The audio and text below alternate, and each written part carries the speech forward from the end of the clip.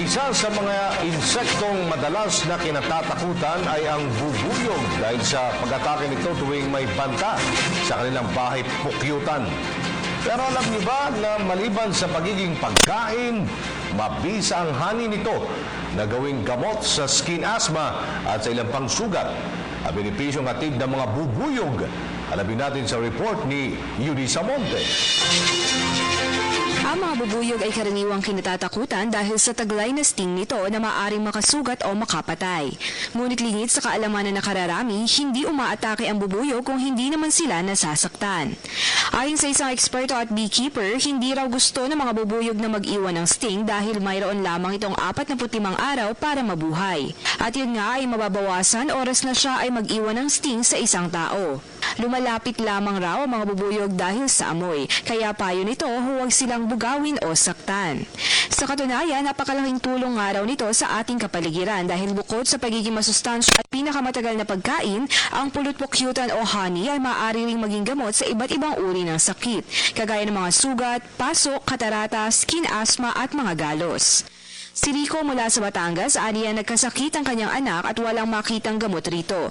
Sa pananaliksik nilang mag-asawa, nadiskubre nilang mabisang gamot ang honey na mula mismo sa mga bubuyog. Kaya naman ngayon, siya ay isa ng ganap na beekeeper at negosyante. Aniya hindi lamang honey ang maaaring makuha sa mga honeybees. Yung naging natin parang formula about bees para lang bees equals honey, which is hindi yon tama man pero ang laki na kakulangan. Dapat pala flowers plus bees equals good harvest. So yung honey, bonus na lang siya. Sa katunayan, base sa mga pag-aaral at pananaliksik na ginawa, ang pulot-pukyutan ay ginamit sa loob ng maraming siglo upang gamutin ang iba't ibang uri ng sakit. Dahil bukod sa mas napapadali nito ang paggaling, ay hindi ito gaanong mahapdi at hindi halata ang peklat kapag ito ang ginamit na pamahid sa balat. Kaya naman, di nakapagtataka na napakarami na ring produkto ang may sangkap na honeybee at beeswax. Ilan nga sa mga ito ay mga pampapayat, pampatulog, lip gloss, lotion at panlaban sa sakit ng lalamunan. Tunay nga namang napakaraming gamit nito, ngunit para sa mga nagtataka, paano nga ba ginagawa ng mga bubuyog ang pulot-pukyutan? Ang mga bubuyog ay literal na hard worker, ika nga. Matyaga sila naghahanap ng nectar na makikita lamang sa mga bulaklak. Dinadala nila ito sa pamamagitan ng pagtatago sa kanilang tiyan pabalik sa kanilang bahay pukyutan. Pagkatapos ay inililipat nila ito sa ibang mga bubuyog na ngunguya rito at maghahalo ng enzyme na mula sa glandula ng kanilang bibig.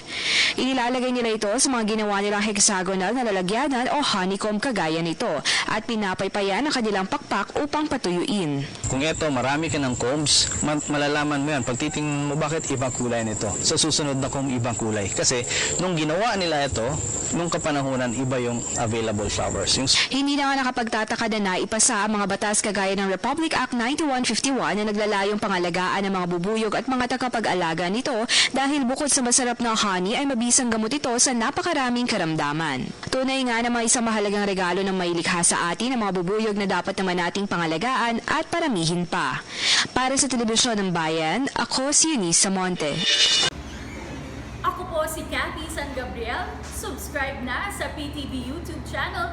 I-click lang po ang subscribe button.